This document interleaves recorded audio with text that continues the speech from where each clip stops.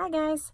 So this video is going to better explain to you why it is that it's been taking so long for me to get back to you guys with updates and information, and that there actually are a lot of loopholes and things that you have to jump through to be a surrogate in the first place.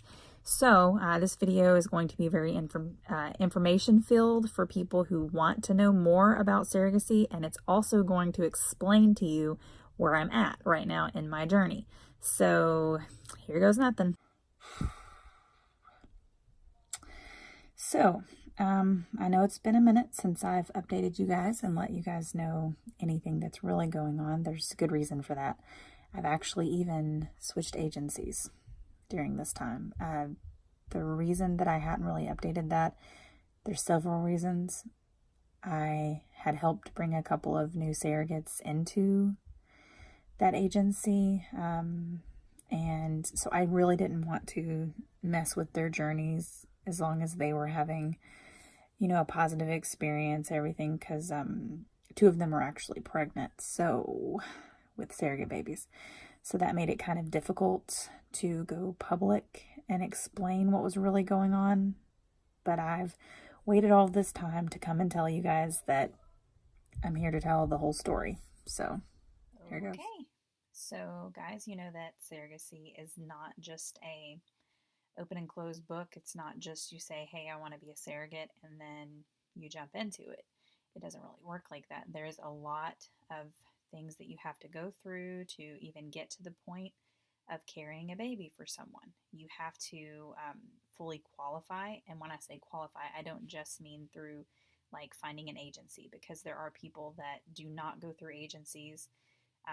There are people that just go independent and find their own matches or do it for a friend. So it's not about that. It's about the RE, the actual IVF clinics, these multiple clinics out there that you have to actually pass what they want you to do, which means that you have to have a certain BMI, and they're all different. So, no, there's not just a one set number.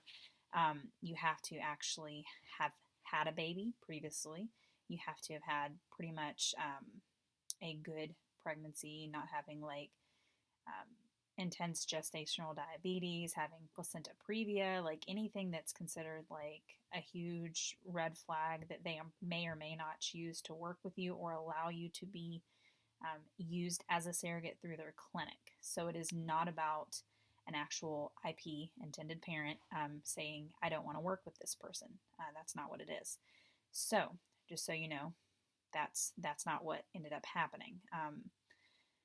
Basically, my previous agency, I felt like wasn't really finding a match that really fit with me, that I really wanted something.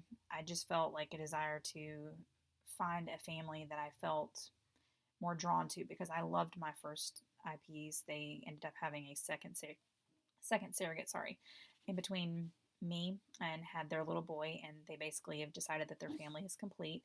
So if it weren't for that, I totally would have been just, a second time surrogate for them.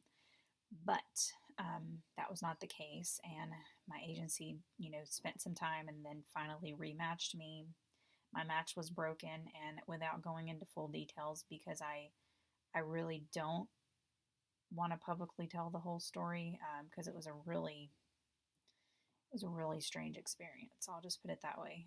Yes, we did travel, for this. I went through, a painful procedure to do this, and, had already been taking my prenatals, which I purchased out of my own pocket, that the family that the IPs wanted me to be on, and, began this journey that led to nowhere, because they up and decided to just drop me. There wasn't really a lot of explanation. When I asked my agency, there wasn't a lot of explanation there either. So it kind of made me question whether I wanted to even do it again. Like, I felt like, did this happen? So then maybe I don't need to actually go through this again.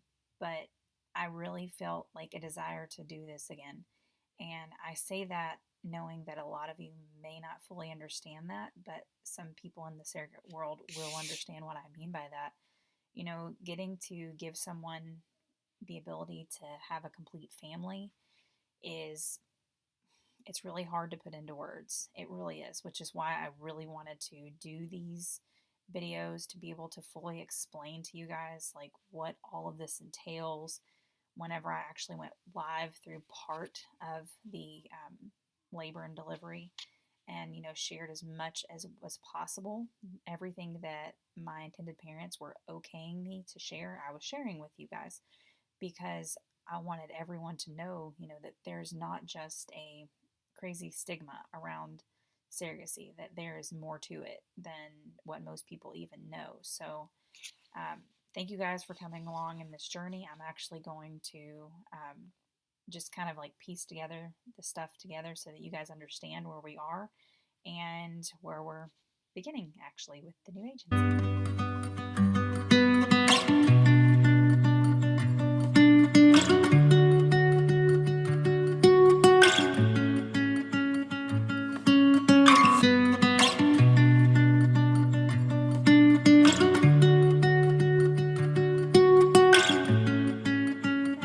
Read that right. I'm actually matched with a single mom, and I'm waiting for her clinic to give clearance on their end that they actually choose to work with me so that we can actually begin this journey. And I will know by Wednesday, which is June 5th. So I will update from there.